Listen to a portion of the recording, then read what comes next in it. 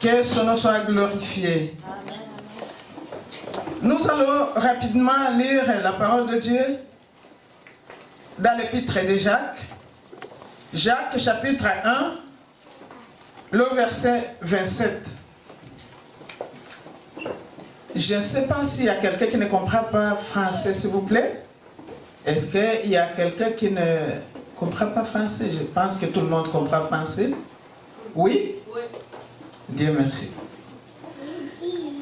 Lisons Jacques chapitre 1, le verset 27. Celui qui a vu, il peut lire rapidement.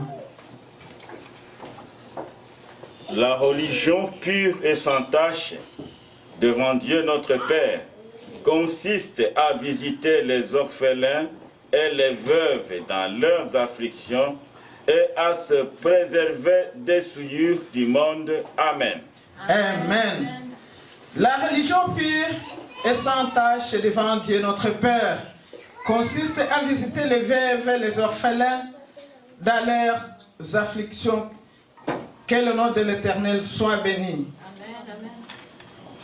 Comme vous le savez, ce n'est pas la première fois que nous apprenons sur ces paroles. La fois passée, nous avons parlé de cette religion pure, la religion sans tache. Et là, nous avons parlé des 3 caractéristiques d'une religion pure. Et nous avons parlé de la maîtrise de la langue. Le jour-là, nous avons parlé seulement de la maîtrise de la langue, mais il y a 3 caractéristiques. Il y a aussi l'amour concret envers ceux qui sont dans le besoin. Et il y a un autre 3e point, la séparation avec les souillures du monde. Et quand nous avons parlé de cette maîtrise de la langue, nous avons trouvé que la langue a le péché qui se manifeste dans 3 facettes. Le péché de la langue, c'est-à-dire il y a la médisance, il y a la diffamation et il y a la calomnie. Nous avons vraiment parlé longuement de cette langue et nous avons parlé comment dans la médisance, la personne se permet à parler des fautes de quelqu'un, il parle des faiblesses de quelqu'un d'autre et il parle à la 3e personne. Et à ce moment-là, il est en train de faire du mal à 3 personnes. Et à ce qui concerne la diffamation, nous avons constaté que c'est le fait d'abaisser quelqu'un, de salir son nom, de parler tout ce qui est mal pour cette personne. Et ce qui est de la calomnie, là c'est encore plus pur, parce que la personne se met à mentir. Il parle des faussetés de la personne, il parle même ce que la personne n'a pas fait. Et ça, quand nous avons lu dans cette parole, ou bien dans cet épître de Jacques, nous avons trouvé que ce n'est pas une bonne chose de mal utiliser la langue. Nous devons bien utiliser nos langues. Nous devons utiliser la langue pour la bénédiction de notre Seigneur, pour l'édification de l'Église, pour bénir les autres, pour prier, pour chanter, et non pour calomnier, et non pour maudire. Et ce soir, comme nous venons de lire, la religion pure consiste également à visiter les veuves et les orphelins. Ce n'est pas simple chose de dire que je vais aller visiter les veuves ou les orphelins.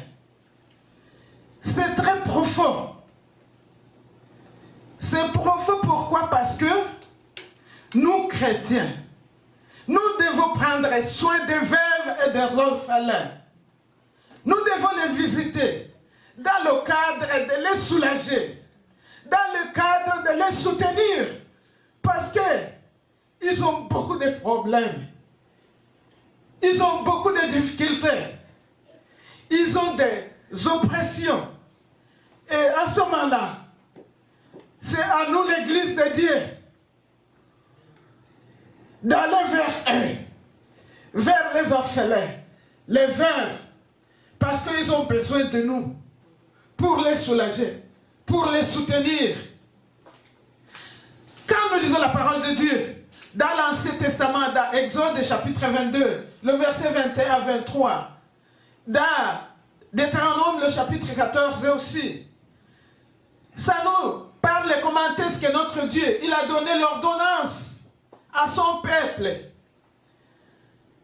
de s'approcher des veuves et des orphelins, de se souvenir des veuves et des orphelins, de se souvenir des étrangers et de s'occuper d'eux. Dieu lui-même, il a recommandé son peuple à veiller sur ces gens, parce que si vous regardez très bien, un orphelin, c'est quelqu'un qui n'a pas de père. Et même peut-être il n'a pas de mère. Et une veuve, c'est quelqu'un qui a perdu son mari. Il a besoin de quelqu'un pour le soutenir. Et à ce moment-là, vous voyez dans l'épître de Jacques, lui, il n'a pas insisté sur les étrangers. Parce qu'il parlait avec les Israélites. Et les Israélites, eux-mêmes, ils étaient des étrangers. C'est pour cela qu'il a parlé seulement dans son épître, il a parlé des veuves et des orphelins.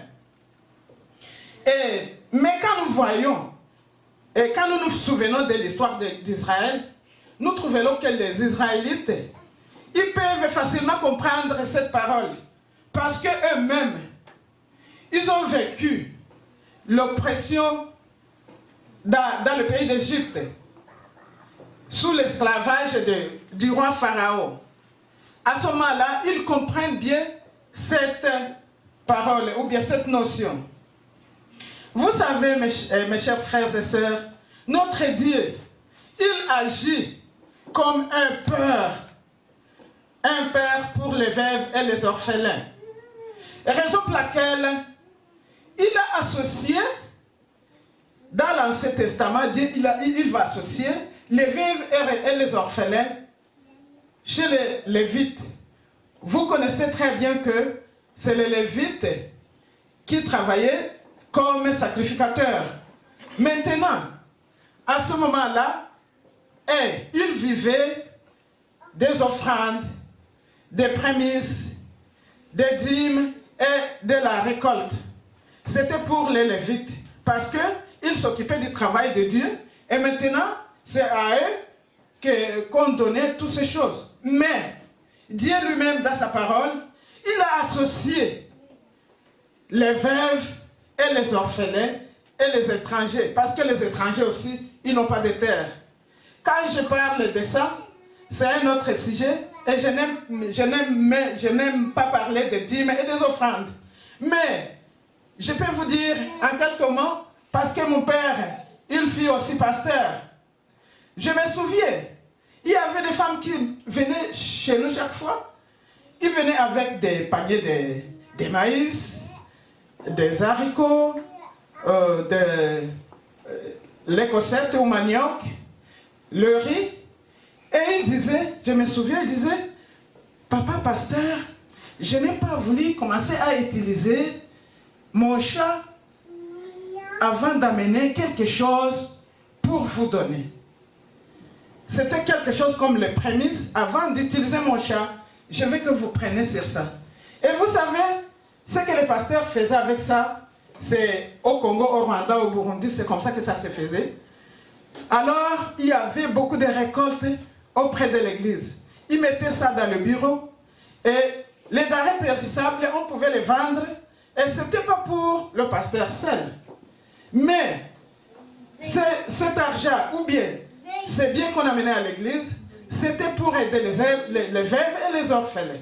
C'était pour aider les gens qui étaient en besoin. Et chaque fin du mois, parce que c'était l'église mère, chaque fin du mois, les gens des autres églises, les gens de l'église locale, ils venaient célébrer chaque fin du mois. Et ça se faisait comment? Ils venaient le samedi, on pouvait les faire la nourriture sans rien payer. On pouvait les préparer la nourriture de toutes sortes. Et le dimanche aussi, avant de repartir dans leur maison, on pouvait encore leur faire la nourriture. Et je dis ça parce que les choses ont commencé à changer. Ce n'est pas aujourd'hui, mais depuis l'Ancien Testament, depuis les enfants d'Israël, ils n'observaient plus ce que Dieu avait voulu pour les veuves et les orphelins. Ils ont commencé à faire le contraire. Ils ont commencé à faire autre chose. Les pères spirituels de ce moment-là, au lieu de s'occuper des veuves et des orphelins, ils sont devenus égoïstes. Ils sont devenus vraiment cupides. Et ils ont commencé à faire, donc beaucoup parmi eux, au lieu de servir les veuves et les orphelins, ils ont commencé à faire le contraire. Ils ont commencé à aller chercher plutôt chez les veuves. Et c'est vraiment abominable devant Dieu. Et à ce moment-là, Jésus aussi, il s'est mis à juger cette manière de faire ou cette manière de réagir. Ce qu'il a dit dans Matthieu chapitre 23, le verset 14. Jésus l'a déclaré, « Malheur à vous scribes et pharisiens, hypocrites, parce que vous dévorez les maisons des veuves et que vous faites pour l'apparence des langues et de longues prières. À cause de cela, vous serez jugés plus sévèrement. Que Dieu nous pardonne. » Jacques, dans son livre, on nous exhorte de vivre ou de manifester l'amour envers tout le monde, de manifester l'amour envers les veuves et les orphelins, les bénir, donner, si vous avez quelque chose à donner à quelqu'un qui en a besoin, même si ce n'est pas seulement la veuve, même si ce n'est pas l'orphelin, si tu as quelque chose à donner, il faut le faire avec un bon cœur. Et là, tu seras béni. Ce n'est pas question de chanter avant d'aller donner. Si tu as quelque chose à offrir, fais-le sans chanter, sans montrer à tel. C'est moi qui viens de faire ça. Si vous me voyez ça, si vous me voyez comme ça, si ce n'était pas moi, tel, et il ne pouvait pas trouver telle ou telle chose. Si tu le fais comme ça, tu n'as plus de bénédiction devant Dieu. Il faut le faire avec un cœur pur, avec un cœur d'amour, et Dieu va te bénir. Et Jésus, qui a bien compris la leçon à propos de ce qu'on va donner aux veuves, aux orphelins et aux autres qui en ont besoin, il proclame, il dit, Soyez miséricordieux, comme votre Père est aussi miséricordieux. Nous devons manifester l'esprit d'amour à nos frères et sœurs qui ont dans le besoin. Et nous devons le faire avec amour. Nous devons le faire aussi avec sainteté. C'est comme ça que la parole de Dieu nous enseigne. Dans le Nouveau Testament, les veuves et les orphelins, comme je viens de le dire, ce n'est pas seulement dans l'Ancien Testament. Dans le Nouveau Testament, ces gens-là, ils n'avaient rien. Ils avaient besoin de trouver quelque chose qui vient des autres personnes. Et pour ça, je viens de vous dire aussi qu'il y a l'autre partie qui nous dit à propos de la religion pure, la religion sans tache. Si vous lisez, si vous continuez à lire comme le pasteur l'a dit, la partie qui reste, ça dit, la religion sans tache, plutôt la religion pure et sans tache, consiste à se préserver des souillures du monde. La parole de Dieu nous apprend aussi à abandonner les souillures du monde et ça fait partie de la religion pure. La parole de Dieu nous dit dans 2 Corinthiens chapitre 7 verset 1, « Purifions-nous de toute souillure de la chair et de l'esprit, en achevant notre sanctification dans la crainte de Dieu. » Vous savez, nous devons chaque fois comprendre, connaître et accepter que nous sommes pécheurs. Et nous devons faire tout pour s'éloigner du péché. S'éloigner du péché de ce monde. S'éloigner de la corruption de ce monde. Pour que nous puissions vivre la vraie religion. Pour que nous puissions vivre vraiment la sainteté, nous devons accepter que nous sommes pécheurs et nous devons fuir très loin du péché et nous devons confesser nos péchés et rester dans la sainteté. Ainsi, nous pouvons dire aussi que il y a des choses. La première, c'est se séparer du monde. Et la deuxième chose, après avoir fait la séparation avec le monde, nous devons nous approcher de Dieu. Si nous ne nous approchons pas de Dieu, nous ne pouvons pas dire que nous sommes séparés du monde. Nous devons nous approcher de notre Dieu. C'est-à-dire que dans ce monde que nous vivons, nous comme chrétiens, il y a des péchés que les autres peuvent voir. Nous pouvons le dire les péchés extérieurs. Et il y a aussi les péchés intérieurs. Les péchés que les autres peuvent te voir en train de faire, c'est ce que nous appelons le péché extérieur. On peut te voir en train de voler. On peut te voir en train d'être ivre. On peut te voir en train de faire, je ne sais pas, la fornication. Les autres peuvent être au courant de ce que tu es en train de faire et voir même ce que tu es en train de faire. C'est le péché extérieur. Et il y a d'autres péchés. Même si tu ne fais pas ces péchés-là que je viens de citer. Le péché des mensonges. Mais il y a les autres péchés qui sont dedans. C'est-à-dire les pensées, les mauvaises pensées. Le mauvais comportement. Les choses que les autres ne voient pas. Les choses que Dieu lui-même voit. Tu peux penser que tu es en train de le faire en cachette. Mais Dieu qui voit tout, il te voit. Et c'est pour cela qu'il faut vraiment abandonner tout péché, que ce soit extérieur, que ce soit les péchés intérieurs. Nous devons abandonner ces péchés. Et pour abandonner ces péchés, nous devons obéir à la parole de Dieu. Pour abandonner ces péchés, nous devons obéir notre Seigneur Jésus-Christ. C'est pour cela que dans Jacques, le chapitre 4, le verset 7 et 8, la parole de Dieu déclare: soumettez-vous à Dieu, résistez au diable, et il fuira loin de vous. Approchons-nous de Dieu, et il s'approchera de nous. nettoyez vos mains, pécheurs. Purifiez vos cœurs, hommes irrésolus. Ici, Jacques, il est en train de nous montrer la voie par excellence pour que nous puissions vraiment vivre une vie de sanctification. Nous devons nous purifier, nous devons abandonner tous les péchés, nous devons vivre la sanctification, nous devons vraiment abandonner tout ce qui nous empêche de vivre la sainteté devant notre Dieu. Et comment vous pouvez, ou bien comment nous pouvons faire pour nettoyer nos cœurs? Nous devons nous repentir. Nous devons dire tout à Jésus. Nous devons vraiment confesser tous nos péchés.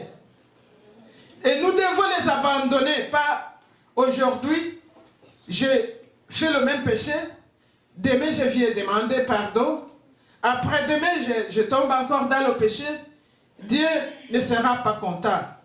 Il veut que nous abandonnions les péchés et venir humblement vivre dans sa grâce. Que Dieu vous bénisse. Une parole qui touche le cœur.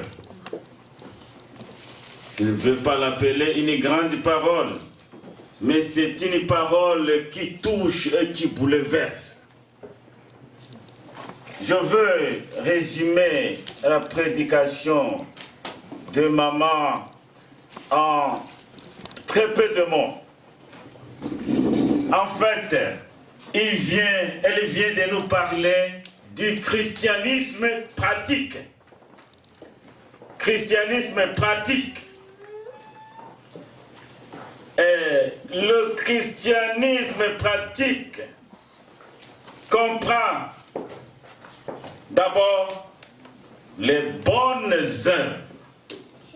L'apôtre Jacques dit, la foi sans les œuvres est morte.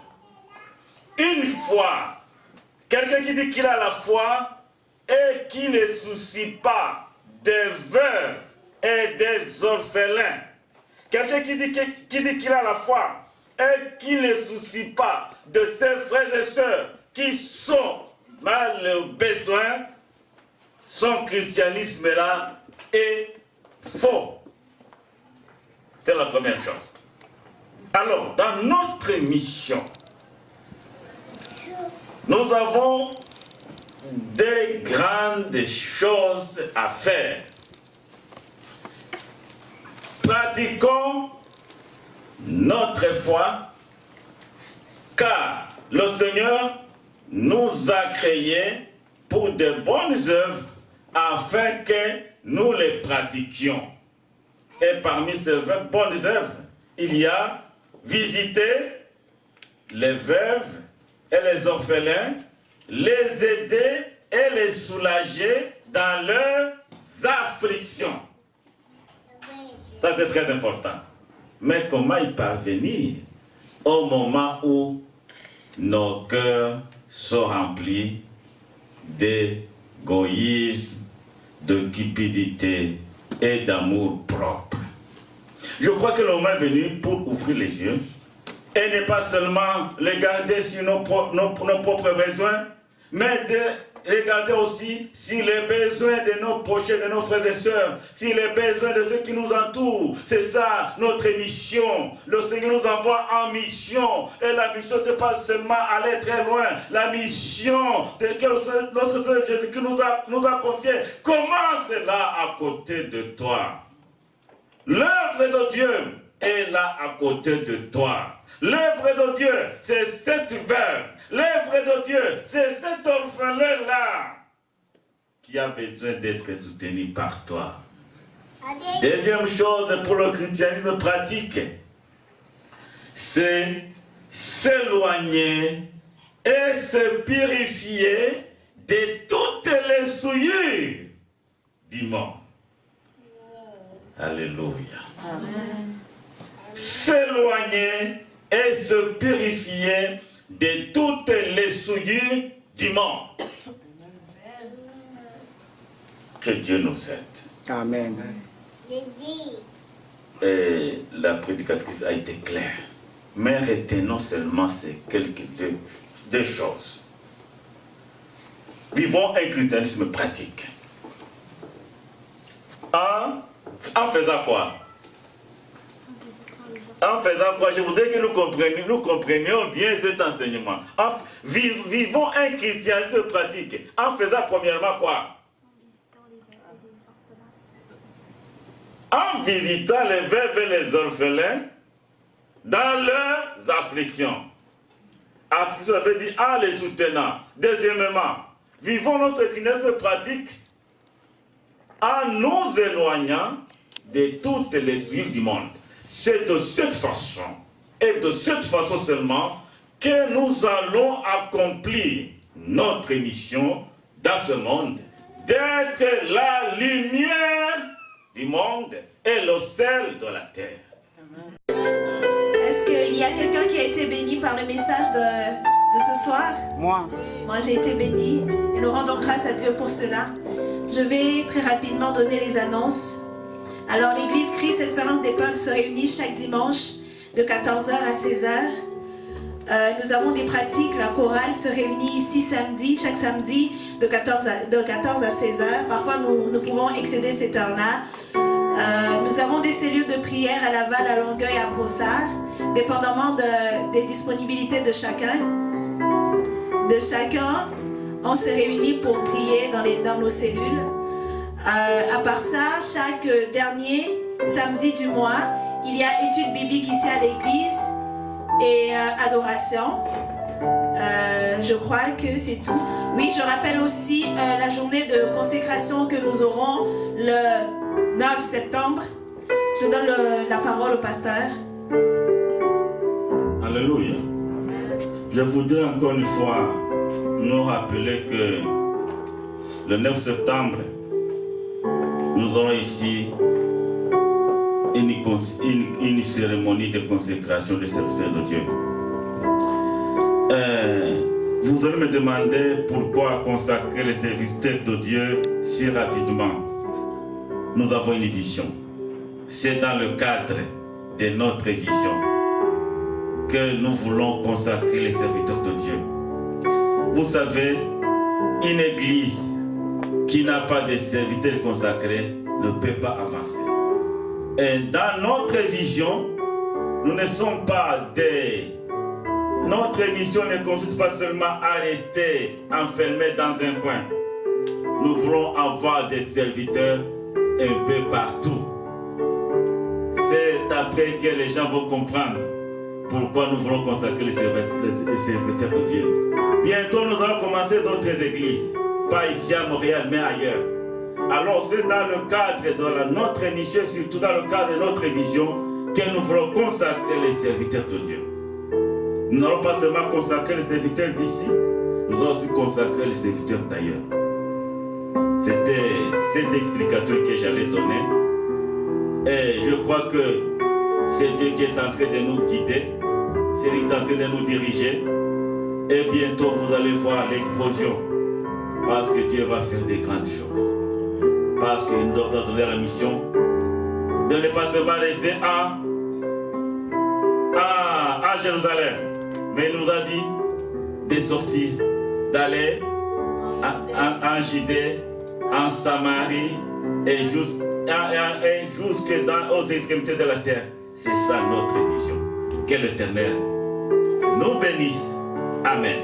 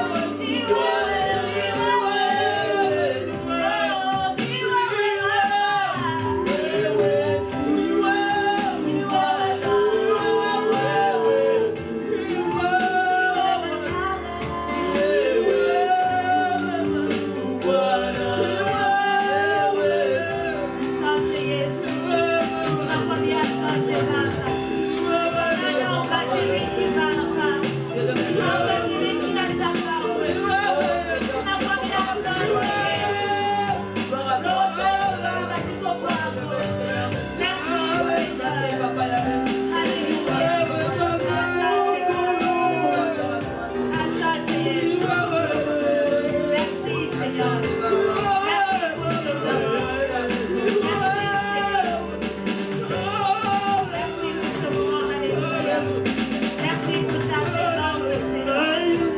Merci, Seigneur. Merci, Éternel des armées. Asante Baba. Asante Yesu. Asante Yesu. Asante Yesu. Asante Yesu. Merci Seigneur, alléluia. Que l'Éternel soit béni. Nous rendons grâce à Dieu pour ce moment d'adoration, de louange que nous venons de passer en sa présence. Que son nom soit glorifié, que son nom soit honoré. Sois béni, roi des rois. Dieu Tout-Puissant, nous te rendons grâce pour ce soir. Nous te rendons grâce pour ta parole. Nous te demandons, Père éternel, de faire en sorte que cette parole puisse s'enraciner en nous. C'est très difficile parce que souvent nous sommes égoïstes. Souvent nous regardons sur nous-mêmes, sur nos propres intérêts, sur nos propres besoins. Souvent nous oublions les autres. Nous nous méfions des autres. Nous oublions même les veuves et les orphelins. Mais ta parole vient de nous défier. Accorde-nous ta grâce, Père éternel, pour que nous puissions vivre un christianisme pratique. Un christianisme pratique, une foi vivante, une foi qui accomplit des bonnes œuvres à l'endroit des veuves, à l'endroit des orphelins, à l'endroit des démunis. Ô Père éternel, accorde-nous ta grâce pour que nous puissions vraiment vivre un christianisme pur, nous éloigner, nous détruire du monde, en fuyant le mal, en abandonnant le péché et en faisant le bien autour de nous, et tout pour la gloire de ton Saint-Nom. Père éternel, merci. Merci car tu nous exauces. Merci car pour la parole que tu nous as préparée aujourd'hui. Fais à ce que ce peuple puisse continuer à travailler dans nos cœurs, puisse continuer à nous transformer. Aide-nous à faire que cette parole puisse vraiment être pour nous et pour la semaine une provision qui va nous guider, qui va nous orienter, qui va nous servir de tremplin pour aller de l'avant dans ton royaume et surtout dans le chemin qui nous amène dans ton royaume. Oh Dieu, merci beaucoup. Tu vas bénir encore une fois ta servante. Tu vas encore lui accorder l'onction à une autre parole qui va nous prêcher la prochaine fois. Je la confie entre tes mains. Oh Dieu, merci pour cette soirée. Merci pour tout ce que tu viens de faire. Merci pour toutes les bénédictions. Oh éternel, merci. Je te prie sur le nom de Jésus. Amen.